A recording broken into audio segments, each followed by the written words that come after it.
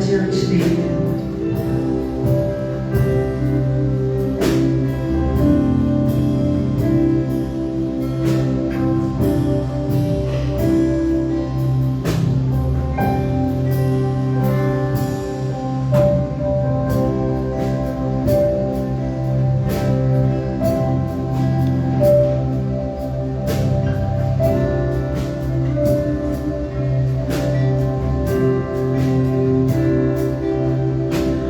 Ouve, Senhor, o nosso clamor nessa noite.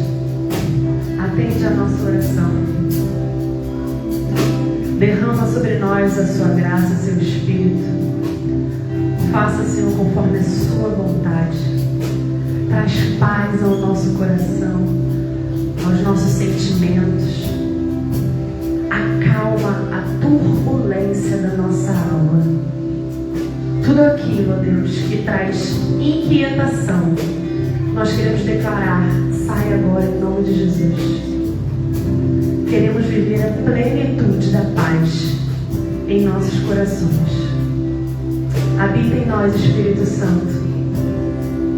Acalma as tempestades dentro de nós.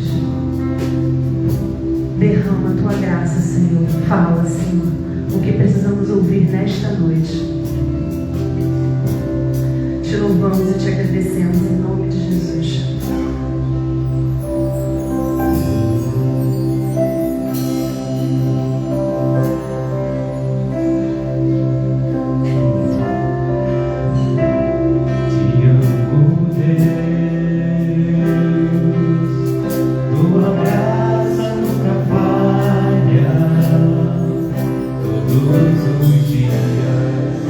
Eu estou em suas mãos.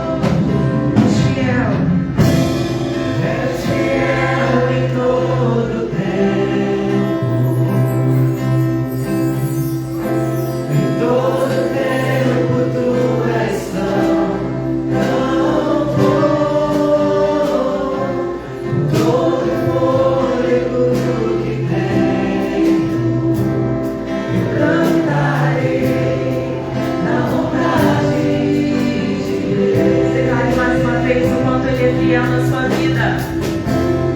És fiel em todo tempo.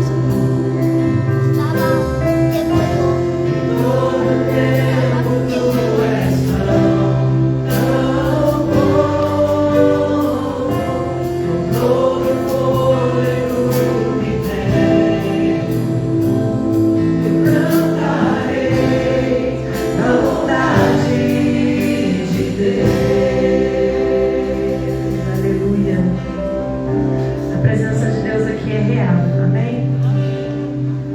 Como é bom dizer que Ele é fiel, apesar de nós, apesar dos nossos pecados, das nossas falhas, das nossas fraquezas. Ele é fiel o tempo todo. Deus é bom, né, Aurora? Deus é bom o tempo todo. O tempo todo Deus é bom. Nesse momento, nessa bondade que Deus tem derramado sobre a sua vida, quero te convidar a você sair do seu lugar e escolher uma pessoa para orar pela vida dela. Vamos fazer um momento de oração em duplas.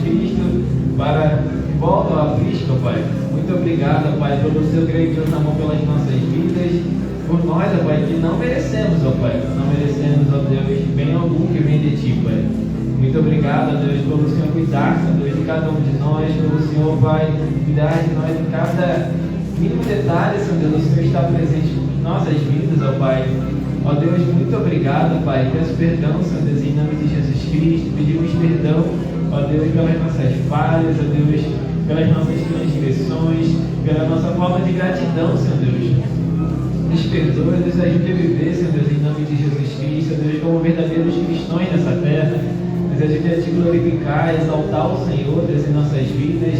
Nos ajude, Deus, em nome de Jesus, viver seu reino nessa terra, Senhor Deus, em nome de Jesus Cristo, Pai. Que o Senhor possa sarar nossos corações, em nome de Jesus Cristo. Que o Senhor possa nos transformar, que o Senhor possa nos avivar, que o Senhor possa nos fazer, Senhor Deus, nova criatura, Deus, em nome de Jesus Cristo. Que o fruto do Espírito, Deus, seja constante e nome de Jesus Cristo, Deus, venha glorificar o Senhor, Deus. Ó Pai, que o Senhor possa ser com essa igreja, que o Senhor possa ser conosco, Deus, em nome de Jesus Cristo. Nos ajude, Deus, em nossas fraquezas, ó Pai. Não nos deixa, Deus, ser pedra de tropeço para ninguém. Não nos deixa, Deus, em nome de Jesus Cristo, errar, Deus, a sua lei, Deus, transgredir a sua lei, ó Pai, em nome de Jesus Cristo, ó Pai. Que o Senhor possa nos ajudar, Deus, insiste em nós, ó Pai, em nome de Jesus Cristo, ó Pai. Somos, Pai, tão vários, Senhor Deus, seja conosco, ó Pai. Espírito Santo de Deus, sobre nossas vidas, nos aviva, nos transforma, Senhor Deus, em nome de Jesus, ó Pai. Que essa igreja venha, Senhor Deus, crescer cada vez mais em Ti, Pai. E buscar Te conhecer mais profundamente, ó Pai, em nome de Jesus, ó Pai. Faça a Sua obra em nossas vidas, faça a Sua obra em nosso meio, ó Pai. Em nome de Jesus, convidamos o Senhor, ó Pai. Em nome de Jesus, seja presente real em nossas vidas, ó Pai. Em nome de Jesus, ó Pai. Sobre nossos corações, ó Deus. Em nome de Jesus, amém, Pai. Vamos cantar assim, ó. Não caminhamos pelo que vemos, o que nos move é o que nós temos. Nação Santa, somos a igreja.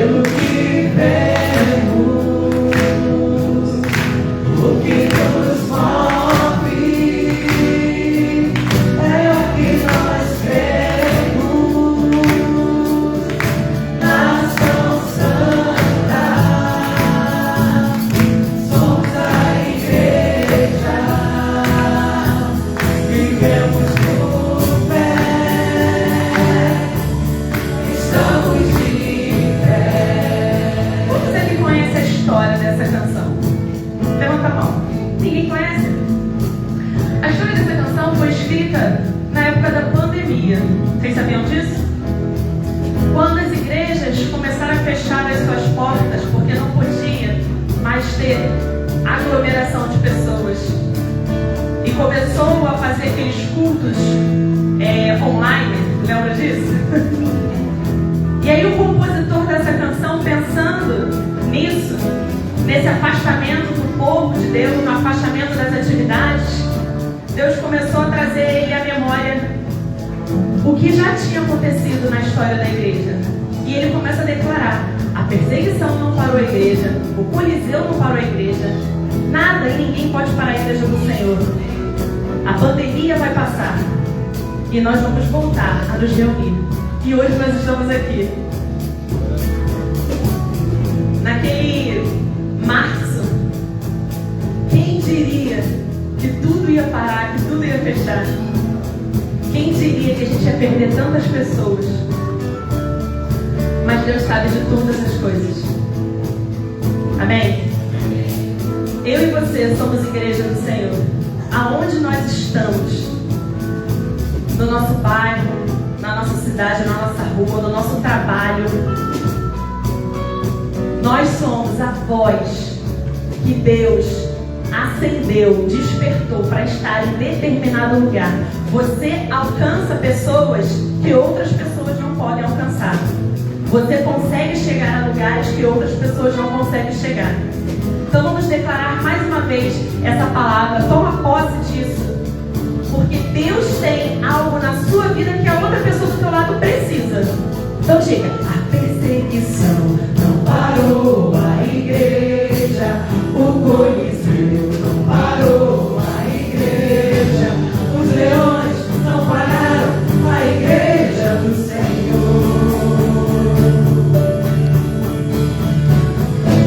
O inferno não pode prevalecer, vamos avançar, não vamos parar de crescer. Ninguém pode parar a igreja do Senhor. A perseguição parou a igreja, o Coliseu parou a igreja, os leões não pararam a igreja do Senhor. O inferno não pode prevalecer, vamos avançar, não vamos parar de crescer. Ninguém pode parar a igreja do Senhor. Não caminhamos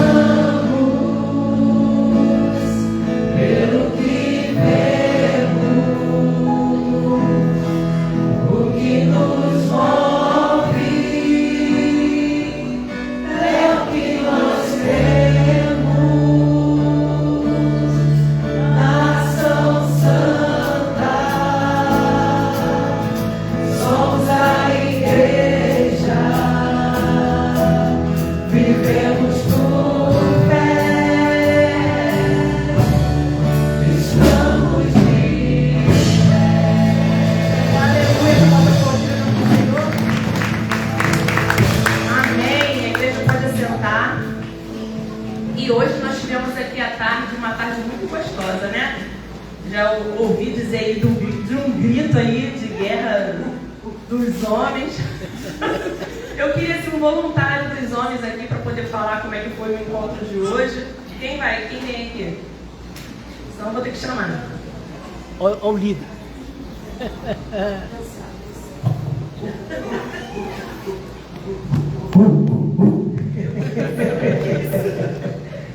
Amados, é muito bom esse encontro aí à tarde. Eu posso dizer que a gente saiu daqui homem, né? A gente já chegou aqui homem, viu? Mas foi muito bom, pastor, todas essas considerações, sempre pautadas à luz da palavra, da importância, né, irmãos, da presença do homem no lar, na família. Todos nós que somos pais, todos nós que somos filhos, e todos nós entendemos a importância A mulher, obviamente, tem a importância do homem, no lar, na criação dos seus filhos, no papel como marido, né? Nós falamos muito da importância de entender a forma que Cristo amou a igreja, Cristo deu a sua vida para a igreja, cuidou da igreja, zelou para a igreja, e assim, desta forma, deveria e deve ser ao qual o homem deve cuidar e amar da sua esposa. Então, nós demos muita ênfase em cima desses assuntos e já temos o próximo encontro marcado, já com o próximo grito de guerra. O negócio está ficando legal. Mas isso para você que não esteve, no próximo, eu acho que é só no outro, não é isso? Eu estou enganado. Sem ser esse domingo que virá agora, o 19, ponto eletrônico aqui, 19, e nós teremos um assunto muito legal, o que vos fala aqui, trará a palavra sobre finanças, né, investimento, aplicações, como a gente cuidar dessa parte financeira do casal, na vida ali. E é um assunto que a gente já teve uma aula sobre isso, mas é um assunto muito extenso, muito grande, e que fatalmente teremos outra e não serão sanadas todas as dúvidas, mas eu queria compartilhar esse momento com vocês, que há 8 anos deu uma mudada no meu modo de enxergar isso, minha vida, aposentadoria e outras coisas mais, mas isso é assunto do dia. Então eu convido a você e venha conhecer esse nosso grito de guerra, que vai ser uma coisa bem legal. Então, dia 19 às 17 horas, ok? E agora uma mulher para falar de como foi o encontro de hoje. Quantas mulheres estiveram presentes aqui? Quem vai vir falar? Vamos? Vocês não têm grito de guerra, não? Tipo... Vai lá, Aurora. A Aurora vai falar, hein? Até pra Aurora vai falar?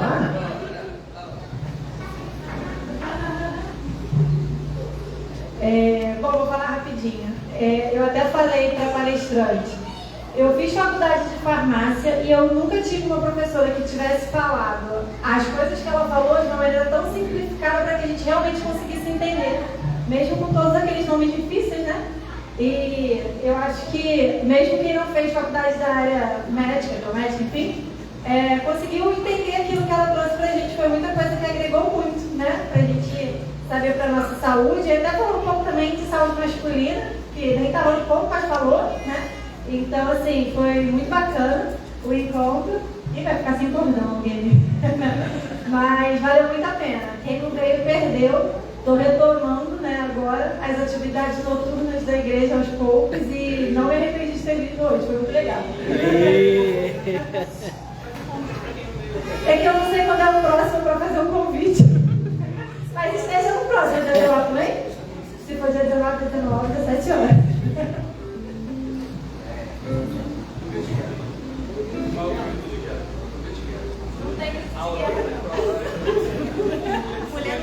Tem que criar, hein? As mulheres têm que criar um grito de guerra agora aí. Ficou um desafio. Graças a Deus. A igreja está avançando, irmãos. Graças a Deus por isso, né? O próximo é 16 de novembro. Ah, 16 de novembro. Vai ser fechando o ano, né? Então dá tempo de se preparar. Muito bem. Vamos continuar louvando ao Senhor através dos nossos dízimos e das nossas ofertas? Amém? Vamos ficar de pé.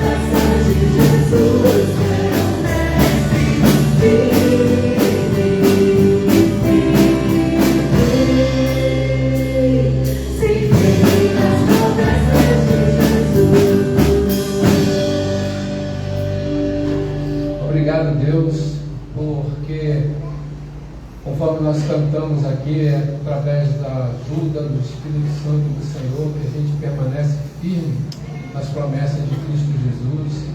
E nós entendemos que Ele está aqui conosco nesta noite, Ele está presente, e nós te louvamos, Senhor, pela a oportunidade que o Senhor concede a cada um de nossos irmãos nesta noite, de estar na casa do Senhor, para glorificar e exaltar o nome do Senhor.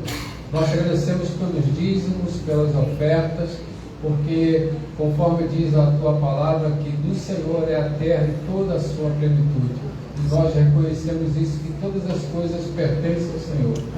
E aquilo que o Senhor coloca nos nossos corações, nós devolvemos ao Senhor. Não que estamos negociando com o Senhor, mas é a gratidão dos nossos corações. Por isso pedimos ao Senhor que o Senhor continue abençoando esta igreja, abençoando aqueles irmãos que têm o seu trabalho, abençoando aqueles que precisam de uma porta de emprego. Que o Senhor abra as portas para a glória do teu nome, e que esse dinheiro, Senhor, ele seja administrado para a glória do teu nome.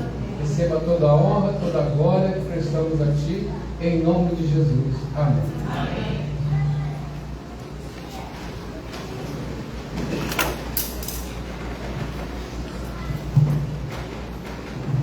Queridos, antes de passar a palavra para o nosso seminarista Derek, só para lembrar, quem aqui já fez a inscrição do Multiplique?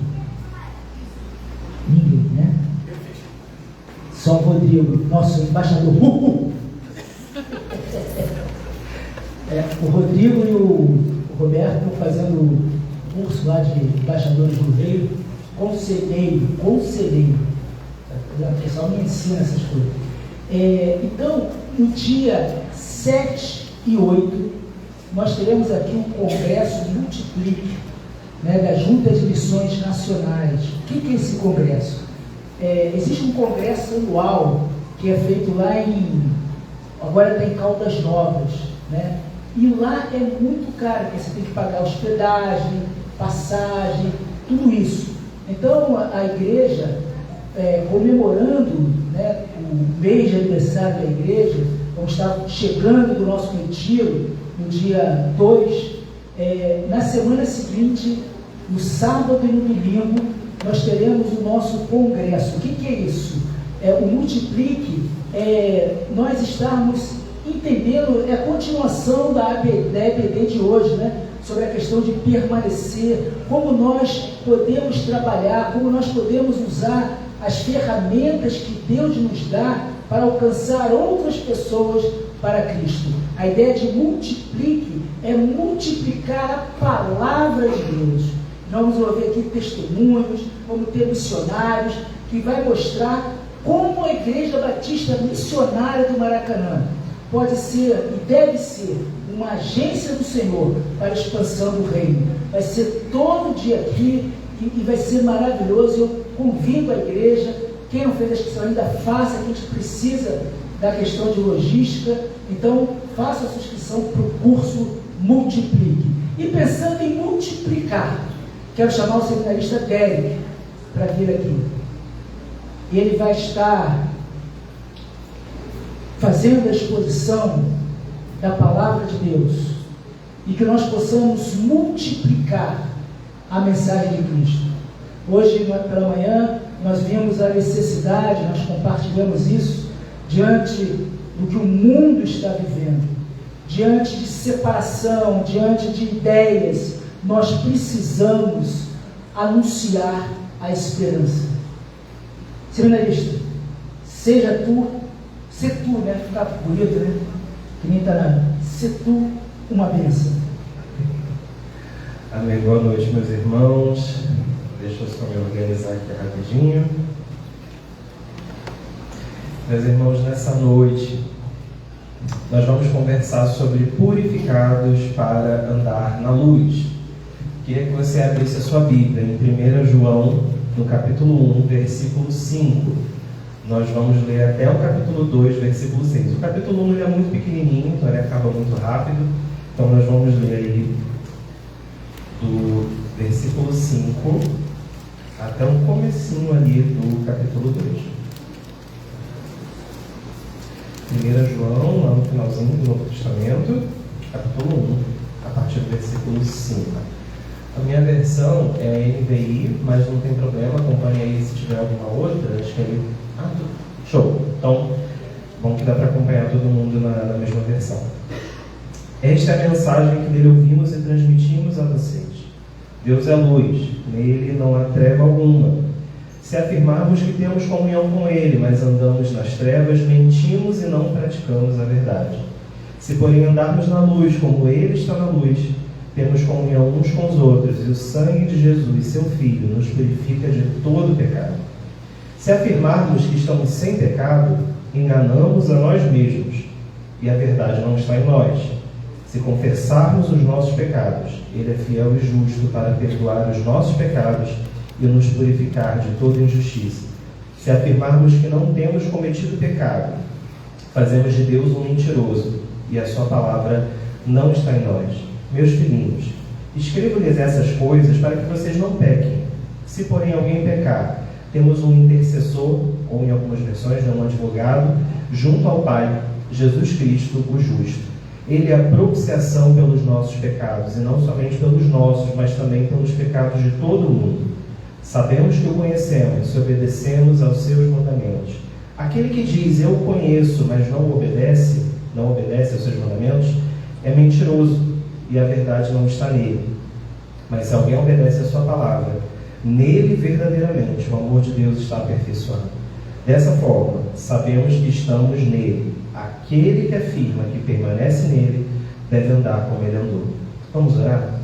Deus amado, Pai querido, muito obrigado por estarmos aqui nessa noite na Tua casa. Que o Senhor possa falar através da Tua palavra. O Senhor já tem falado aos nossos corações, Senhor, através do culto, das canções, de tudo que foi feito aqui, e que o Senhor possa continuar falando aos nossos corações. Eu quero, desde já, Senhor, pedir perdão por todas as nossas imperfeições, Senhor, por tudo aquilo que possa vir a atrapalhar e que vem da nossa natureza humana, mas que nessa noite apenas a Tua voz possa ser ouvida. Se eu vier a compartilhar alguma coisa de mim mesmo, que o Senhor me impeça, mas que tudo aquilo que eu venho a falar nessa noite possa vir diretamente do Teu coração.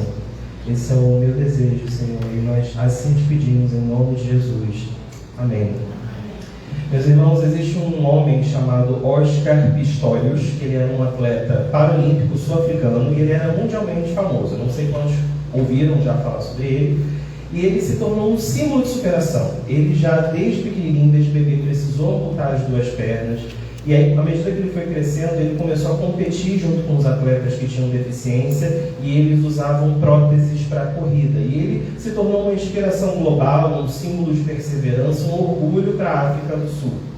Só que em 2013, ele se envolve num homicídio. Ele mata a própria namorada dentro de casa e ele fala para a polícia que ele achou que era um bandido que estava invadindo, ele confundiu e acabou atirando nela. E aí ele começa a responder por um homicídio culposo, que a gente aprende no jornal que é quando não tem intenção de matar, mas depois as investigações provaram que na verdade ele fez aquilo com motivação, de que realmente queria matar a sua namorada. E ele passou então a responder por homicídio doloso. Ele foi preso, ele perdeu todos os seus patrocínios e de um símbolo de orgulho ele passou a ser um símbolo de vergonha. Perdeu os patrocinadores, os fãs, e ele começou a ser esquecido, e não importa o fato dele ter tido uma vida inteira de dedicação, uma vida inteira para fazer o certo. Um único erro, um único crime fez dele um criminoso. Semelhantemente, você pode ter a vida mais correta que você quiser, um único pecado te faz um pecador. E você precisa pagar por esse pecado que você cometeu. E o preço não é baixo. O salário do pecado é a morte. Mas o que é pecado? O que é ter comunhão com Deus? O que é andar na luz? O que é andar nas trevas? E se a gente estiver do lado errado, como é que a gente muda de direção? O texto ele fala sobre essas coisas e nós queríamos, nessa noite, conversar um pouco sobre isso. Primeiro que o versículo 5 e 6, se você puder, deixa a sua Bíblia aberta para você acompanhando, ele fala o seguinte, que em Deus não há pecado. Então, não existe pecado em Deus. E quanto mais nós nos enchemos da presença de Deus, quanto mais comunhão nós temos com Deus, menos nós vamos pecar. Justamente porque não existe pecado em Deus. Então, quanto mais dele nós temos, mas na sua natureza em nós também vamos ter. Então nós começamos a ficar mais parecidos com Ele, consequentemente nós vamos errar menos também. Mas então o que é pecado? Então eu queria fazer algumas considerações sobre o que é pecado antes da gente avançar nesse texto. Pecado é falhar na obediência à lei de Deus. Ou de uma forma até mais simples, é um crime espiritual, né? Pecado é você falhar em relação às suas ações, os seus pensamentos, ou em relação à sua moralidade. E antes, nós éramos pecadores por natureza. Então o pecado ele não é só aquilo que você faz ou que você pensa, ele pode ser uma essência. O pecado ele pode ser a essência de alguém. Paulo ele vai falar sobre isso, do pecado como uma natureza, em Romanos 5,8. Ele fala: Cristo morreu por nós quando ainda éramos pecadores. Não é que a gente deixou de ser, mas antes o pecado era a nossa definição, era quem nós éramos pecado em essência. Mas quando Cristo alcança a nossa vida, o pecado não pode ser mais a definição de quem a gente é. O pecado, ele pode também acontecer em ações ou em pensamentos. Quando a gente olha, por exemplo, os 10 mandamentos lá no Antigo Testamento, ele fala: não adulterarás. O que é isso? É a lei de Deus e está falando sobre uma ação. O adultério praticado não é uma ação. Mas ele também fala nos 10 mandamentos: não cobiçarás a mulher do teu próximo. O que é a cobiça? É algo no campo das ideias, é um desejo, uma coisa preliminar. Você não chegou a fazer nada ainda em relação a isso, mas também é pecado. Então o pecado ele tem a ver com o que você pratica, com o que você pensa, o que você sente. Então o pecado ele tem esse poder de infiltrar em várias áreas da nossa vida. Ele contamina várias áreas do nosso coração. No Sermão do Monte, Jesus ele vai condenar a ira, a cobiça. Paulo vai colocar o ciúme, a ira, o egoísmo como obras da carne. Então muitas vezes o pecado não é só o que foi feito, mas aquilo que a gente pensa, aquilo que a gente deseja de errado. O pecado não é somente errado. O pecado ele é destrutivo, o pecado ele é doloroso. Na última vez que eu preguei aqui, eu cheguei a falar um pouco sobre isso, até usei o exemplo de Davi, como um erro pontual que ele cometeu se desdobrou em vários outros erros e consequências muito ruins, não só para a família dele, como para várias outras pessoas que não tinham nada a ver com aquilo. E eu comentei naquela ocasião que não existe nenhum pecado que se cometa que afete apenas a sua vida. O pecado, ele traz como consequência dor e sofrimento, mesmo que as pessoas não percebam. Pessoas são direta ou indiretamente influenciadas pelas consequências ruins que a gente tem. Só que além disso, o pecado ele é ilusório. O pecado faz a gente acreditar em outras verdades, achar que existem decisões melhores do que a decisão que Deus quis para nós, e também muda a imagem que a gente tem da gente mesmo. O pecado faz achar que a gente é melhor do que a gente é, ou que a gente é pior do que a gente é. Ele nos coloca num lugar de superioridade que não faz sentido, e num lugar de inferioridade que também não faz sentido. No Éden, Deus disse para Adão e para Eva: não coma, pois no dia em que você comer, certamente você morrerá. E aí Eva pensou: eu vou acreditar na outra voz. Não é possível que o que Deus está falando seja verdade. Deus falou: não faça isso, mas eu vou fazer uma outra decisão, porque eu acho que a minha decisão vai ser melhor do que a decisão de Deus. E além disso, a tentação da serpente era: no dia que você comer, você vai ser igual a Deus. Eva se viu nesse lugar de ser igual a Deus, algo que ela jamais poderia ser.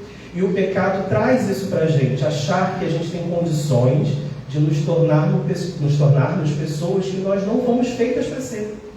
Nos coloca no lugar errado, né? E além disso, o pecado ele é irracional. O pecado não faz sentido, porque o que Eva cometeu foi o primeiro pecado da vida dela, foi a derrapada que ela deu. Adão, a mesma coisa.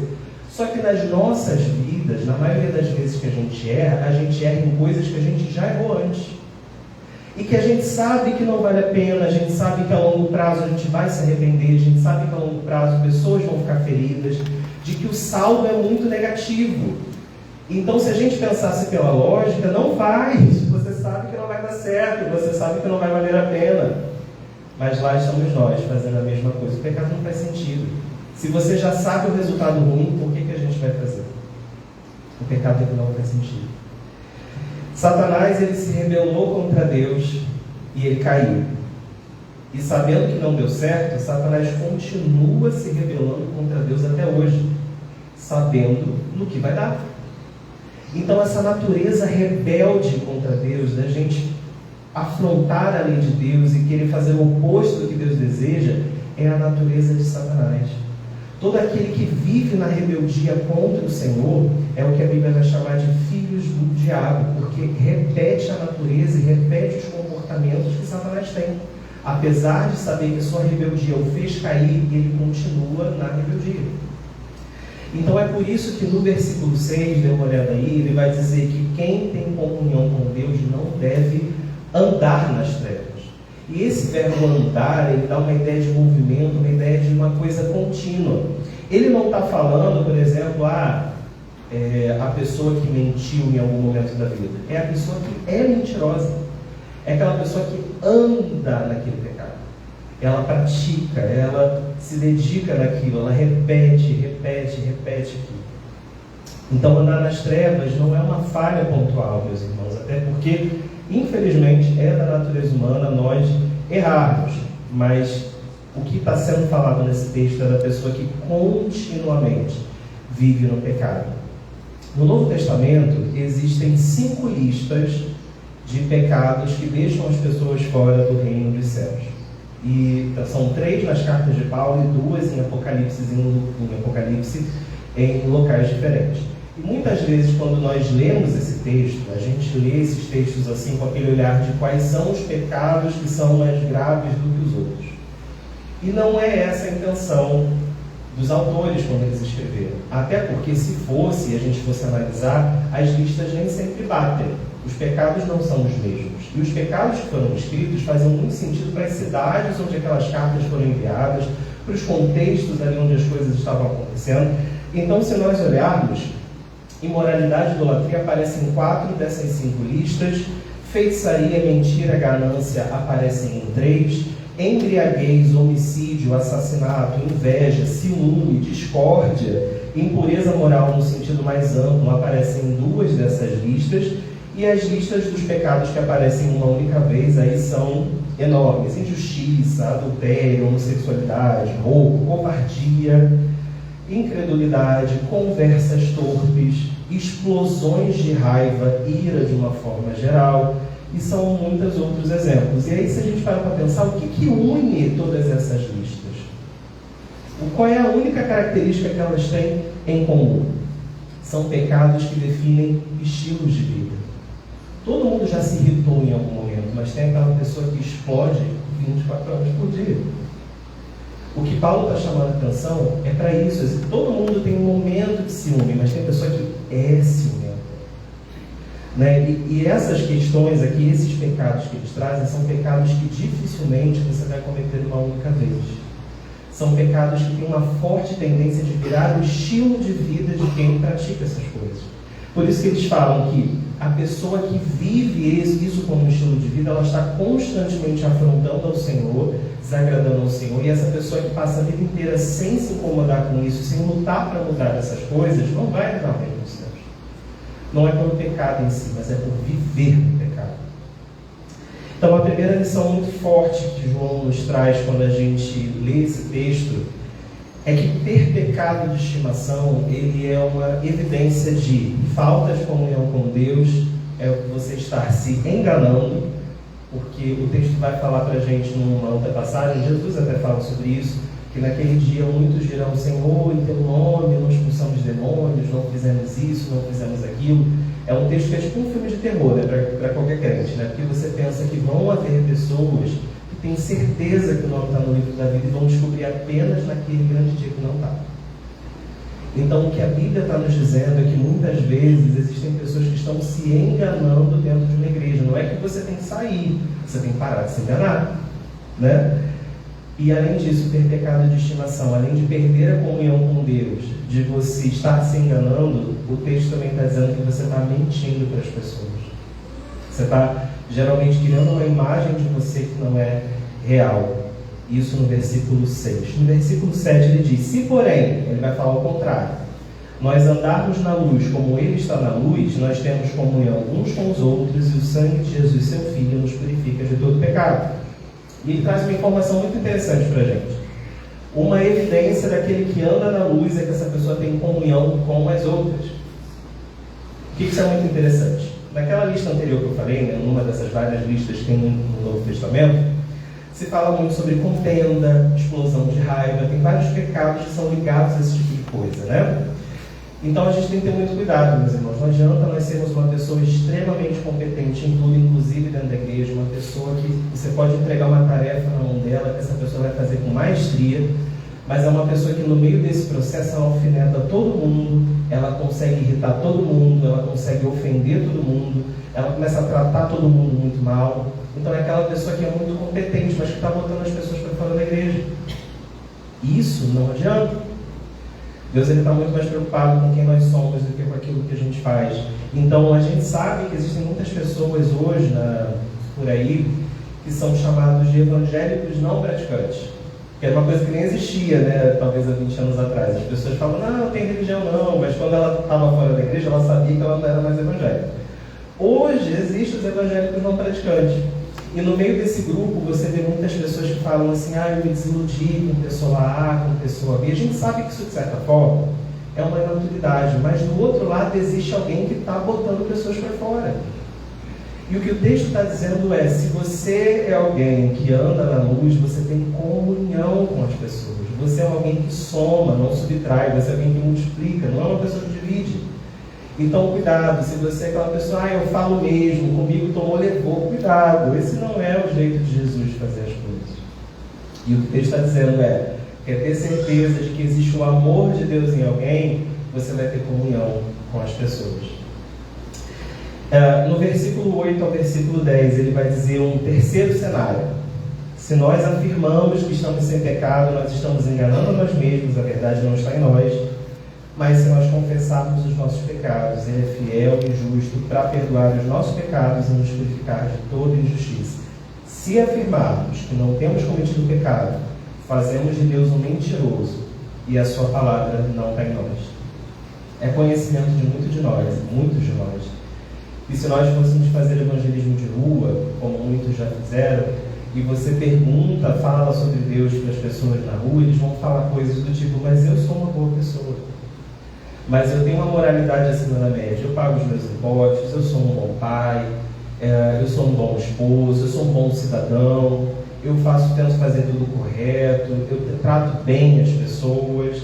E, de alguma forma, boa parte das pessoas no Brasil, inclusive aquelas que se consideram cristãs, acham que, de alguma forma, isso é um tipo de critério para te dar a vida eterna. Achar que você vai merecer a salvação por fazer mais coisas boas do que coisas ruins não é evangelho, é espiritismo. O espiritismo prega isso. E a gente não está aqui para falar de religião nenhuma. Eu estou falando que isso não é cristianismo. Cristianismo não se baseia no que você já fez de bom na vida. A parábola do filho pródigo, ela fala isso de um jeito muito bonito para a gente. Quando aquele filho retorna totalmente sujo, totalmente marcado pelas escolhas ruins que ele fez na vida, o pai o recebe de volta, dando a entender de que não existe nada de tão horrível que você possa ter feito, que os braços do Senhor não estejam abertos para você. Mas do outro lado, tem um filho que pode representar muitas vezes a gente, que faz tudo certo a vida inteira e fica revoltado quando Deus não parabeniza, não dá um tapinha nas costas por achar que ele tem méritos por estar fazendo a coisa certa. Os nossos erros não nos impedem de ter acesso a Deus, Ele está de braços abertos para nós, mas os nossos acertos não nos dão a vida eterna. Nós continuamos pecadores, nós continuamos dependendo da graça de Deus. Então, qual é a solução, meus irmãos? Se não adianta, o que nós temos que fazer? Confessar, o texto já está dizendo.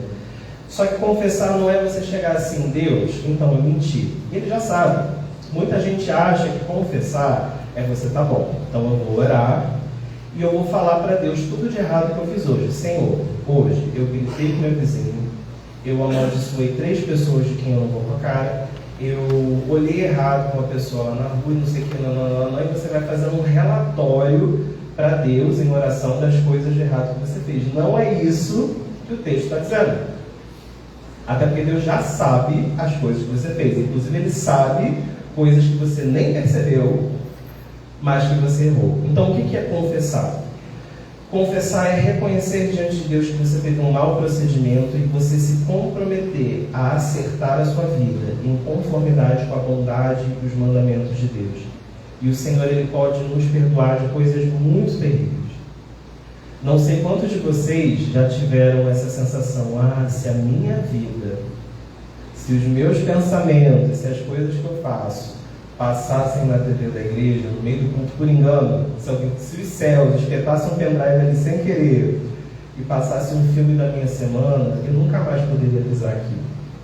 E reparem, meus irmãos, nós não somos assassinos, nós não somos ladrões, nós não estamos fazendo nada de criminoso, mas ainda assim você teria medo que a igreja conhecesse detalhes muito específicos da sua vida.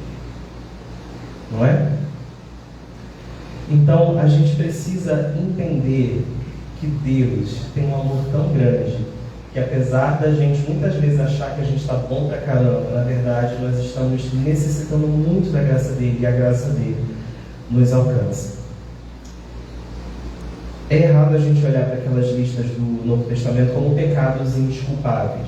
A cruz, ela era um instrumento de tortura para os criminosos da pior espécie. Jesus estava ali injustamente, a gente sabe disso.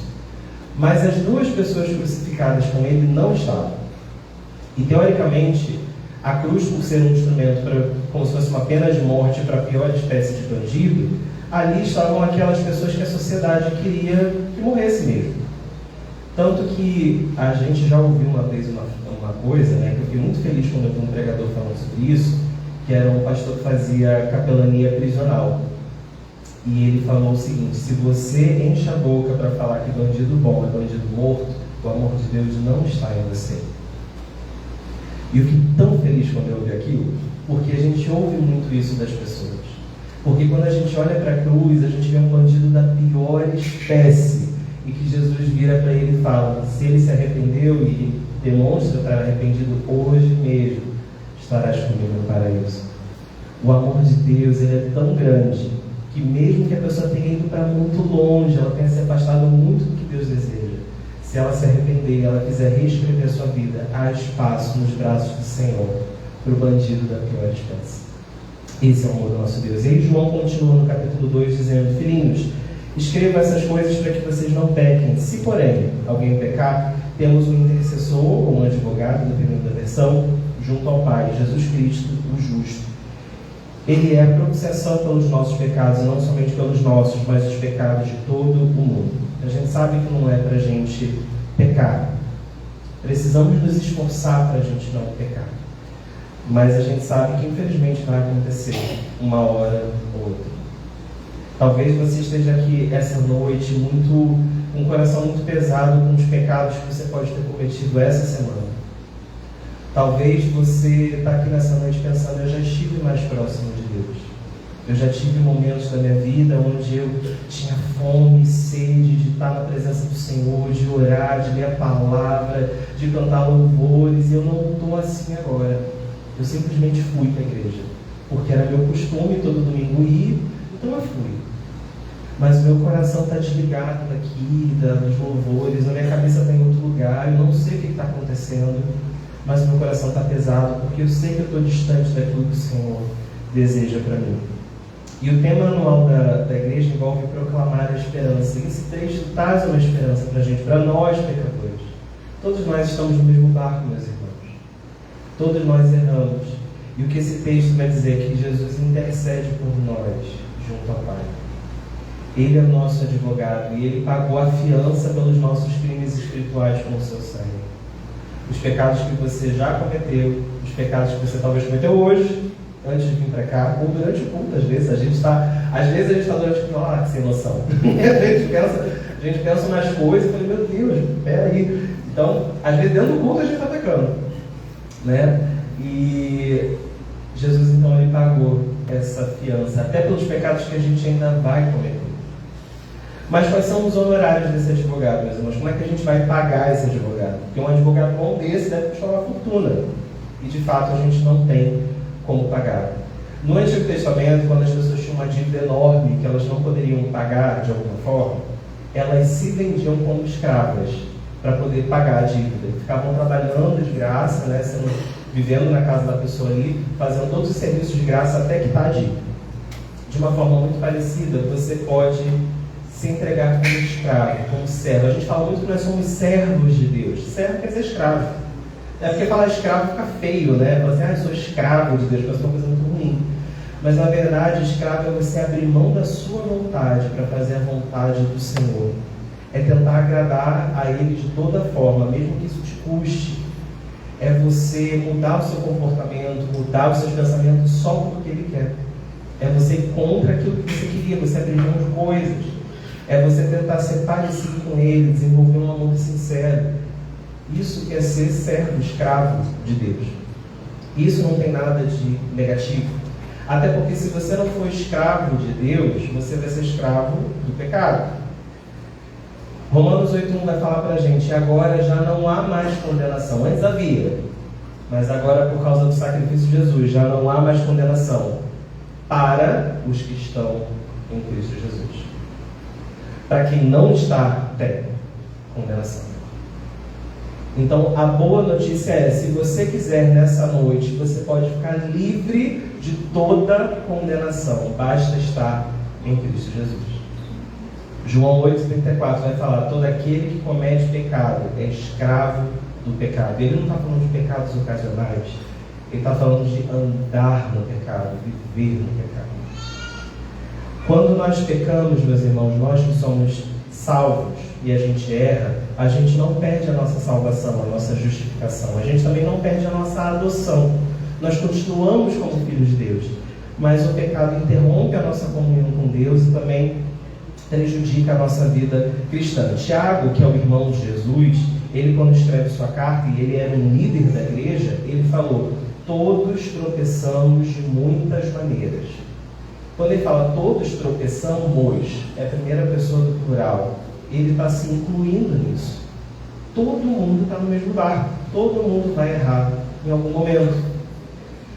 Mas então como que a gente vai diferenciar o crente que falha ocasionalmente daquele que vive no pecado? E a gente vai continuar o texto agora do versículo 3 ao versículo 6. Sabe, eu já estou caminhando para o final. Sabemos que o conhecemos, se obedecemos aos seus mandamentos. Aquele que diz, eu o conheço, mas não obedece aos seus mandamentos, é mentiroso e a verdade não está nele. Mas se alguém obedece a sua palavra, nele verdadeiramente o amor de Deus está aperfeiçoado. Dessa forma, sabemos que estamos nele. Aquele que afirma permanecer nele deve andar como ele andou.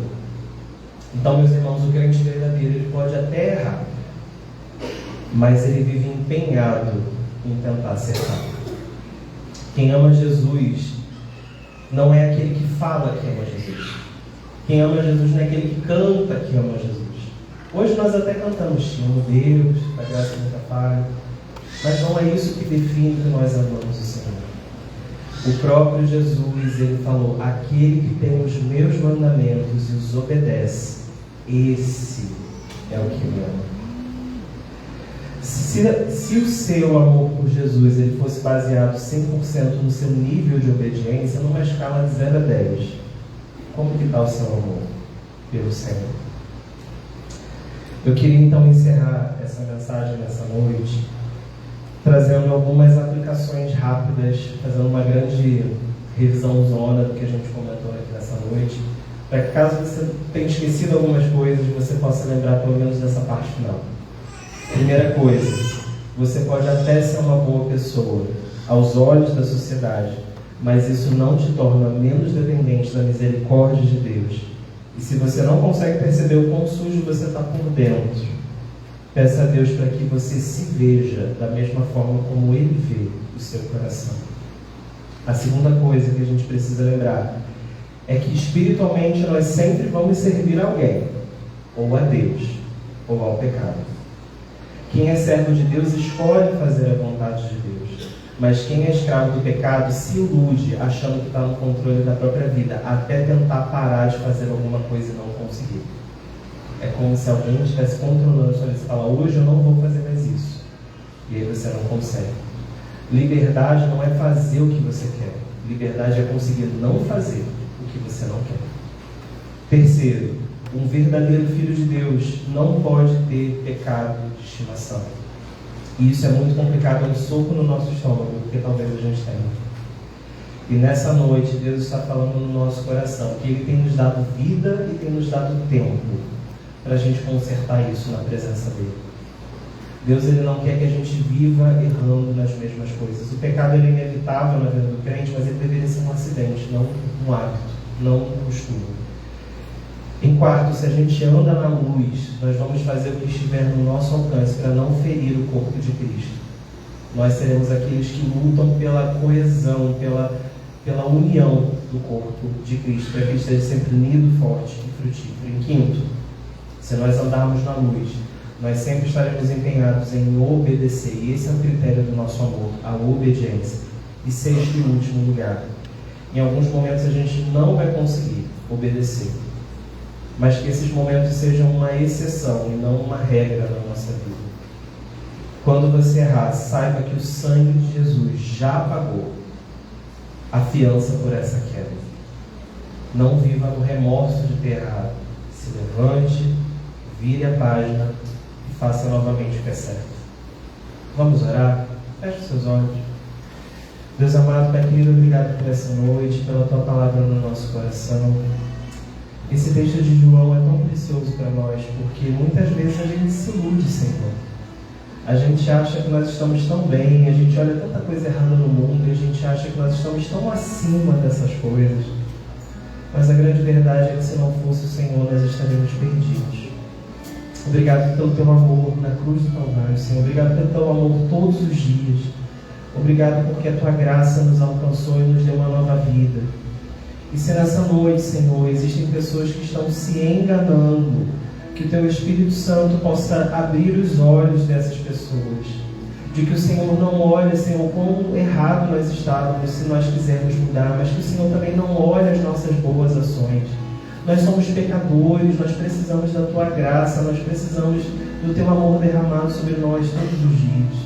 Nós queremos clamar nessa noite por todos, Senhor, que podem estar há tantos anos lutando contra o mesmo pecado. Senhor, que haja liberdade no meio do Teu povo, em nome de Jesus. Que o Senhor possa nos dar a força de dizer não, Senhor, para aquilo que sabemos que não agrada ao Teu coração. Senhor, nós queremos andar na luz, nós queremos refletir a Tua luz, nós queremos Te obedecer, nós queremos demonstrar o nosso amor através das nossas atitudes, Senhor. Nós queremos louvar o Teu nome, negando o pecado. Nós queremos exaltar o Teu nome, Senhor, na segunda-feira, quando a gente volta para a nossa rotina, quando a gente está imerso, Senhor, nas nossas atividades e tantas coisas confrontam as nossas decisões. Que nós possamos ter um coração firmado em Ti para fazer boas escolhas. Senhor, e se existe alguém aqui nessa noite que nunca teve, Senhor, uma oportunidade de pensar sobre isso, nunca teve uma oportunidade de entender que precisa de Ti, que Teu Espírito Santo possa convencer, Senhor, porque não são as minhas palavras, não é a minha explicação, não é nada que eu possa falar aqui nessa noite que vai fazer essa pessoa entender que precisa de Ti. Mas que nessa noite Teu Espírito Santo possa revelar que somos pecadores e sem Ti nós estamos perdidos. Transforma pessoas, Senhor, transforma os nossos corações. Deus, nós precisamos ainda ser muito mais parecidos com Cristo Jesus. Nos ajuda, Senhor, nessa caminhada da santificação em nome de Jesus. Amém. E antes da gente passar para o louvor, continue com seus olhos fechados. Eu não queria encerrar sem dar essa oportunidade.